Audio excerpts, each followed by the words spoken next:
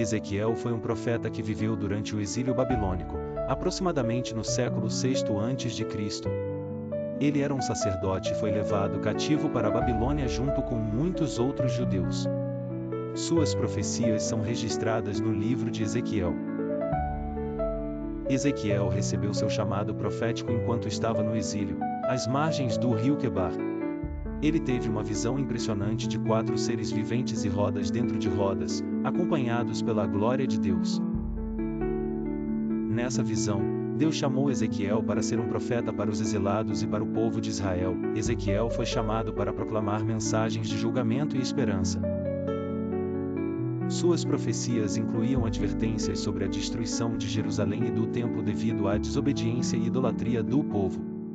Ele também trouxe mensagens de esperança e restauração, prometendo que Deus traria o povo de volta à sua terra e restauraria a nação de Israel.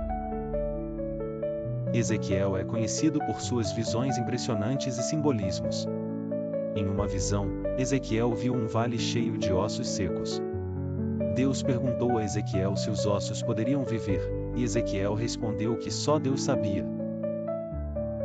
Deus então ordenou que Ezequiel profetizasse aos ossos, e eles se juntaram, ganharam carne e pele, e receberam o sopro de vida. Essa visão simbolizava a restauração de Israel. Deus deu a Ezequiel um rolo para comer, que era doce na boca, mas amargo no estômago. Isso simbolizava a mensagem de Deus, que era doce por ser a palavra de Deus, mas amarga por causa do julgamento que ela continha. Ezequiel usou um tijolo para representar Jerusalém e encenou um cerco ao redor dele, simbolizando o cerco e a destruição iminente da cidade. Ezequiel enfrentou oposição e sofrimento por causa de suas profecias.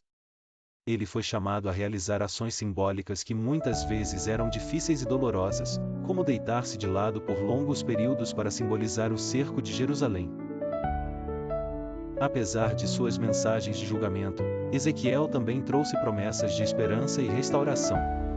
Ele profetizou sobre um novo coração e um novo espírito que Deus daria ao povo, removendo o coração de pedra e dando um coração de carne.